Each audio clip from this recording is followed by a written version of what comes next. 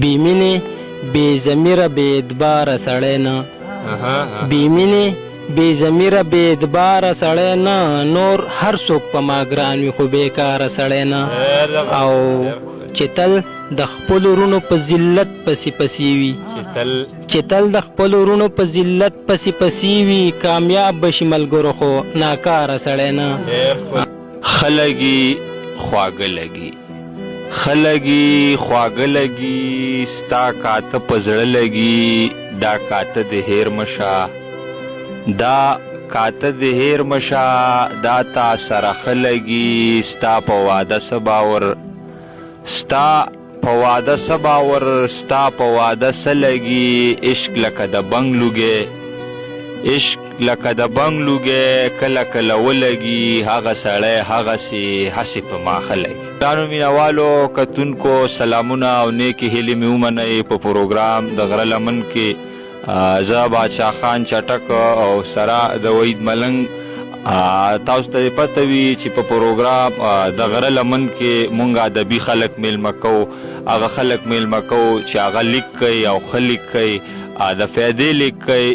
څه معنا پکې پرته نو نن یو ځل بیا راغلي زمونږ د یو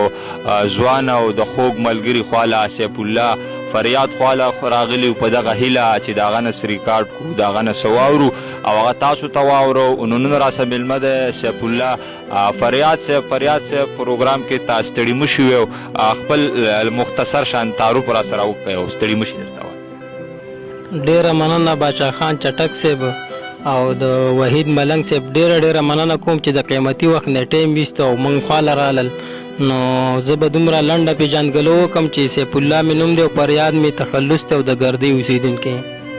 فریاد صاحب پروګرام د غره لمن کې موږ د شاعرانو د هغو لیک اورو د هغو شعر اورو نو که تاسو هم راته شامل کړئ مننه به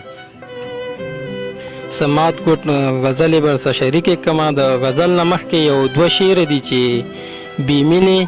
بې ضمیره بې اعتباره سړی نه بې مینې بې ضمیره بې اعتباره سړی نه نور هر څوک په ما ګران وي خو بېکاره سړی نه او چې تل د خپلو وروڼو په ذلت پسې پسې وي چې تل د خپلو وروڼو په ذلت پسې پسې وي کامیاب بشي ملګرو خو ناکاره سړی نه او غزل دی وایي اعتبار در باندې پوخ کړي په اعتبار کې سړی وجني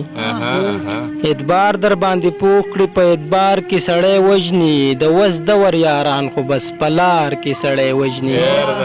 او پخوا به چرته شړو میرو کې مړی وشو وحید صاحب پخوا به چرته شړو میرو کې مړی وشو دا اوس خو په رڼا ورځې په ښار کې سړی وجني پخوا به چرته شړو میرو کې مړی وشو دا اوس خو په رڼا ورځې په ښار کې سړی وجني او یارانو د وس دور ظالمان څه داسې دي چې یارانو د وس دور ظالمان څه داسې دي چې یارانو د باروتو په انګار کې سړی وجني او باچا خان صاحب مخکې بندې وی پسترګو رومانی بندې وی پسترګو د هغې کې سبل بل شانتې جادو دی پسترګو د هغې کې سبل بل شانتې جادو دی پترس چې درته وګوري یو وار کې سړی وجني او د مینې محبت قانون سبل شانته قانون دی ملنګ صاحب د مینې محبت قانون سبل شانته قانون دی اقرار چې وکړي ښه ده خو انکار کې سړی وجني د مینې محبت قانون سبل شانته قانون دی اقرار چې وکړي ښه ده خو انکار کې سړی وجني او اخرنۍ مقطع وي فریاده د دې ښکلو مې توبه توبه توبه ده فریاده د دې ښکلو مې توبه توبه توبه ده فریاده دغه ښکلي یو خمار کې سړی وجني وي د مینې محبت د رنځ د زوره خبر نه ده د مینې محبت د رنځ د زوره خبر نه ده او ای خاندي په شا لاړه شي د کوره خبر نه ده د مینې محبت د رنځ د زوره خبر نه ده او ای خاندي په شا لاړه شي د کوره خبر نه ده او راوړې ورله ما دی تور څادر له پېښوره راوړې ورلما د تور صادر له پېښور او راکاږي په پښو کې د سوره خبر نه ده راوړې ورلما د تور صادر له پېښور او راکاږي په پښو کې د سوره خبر نه ده او یادونو یې زما تنکۍ ځواني خاورې یې کړه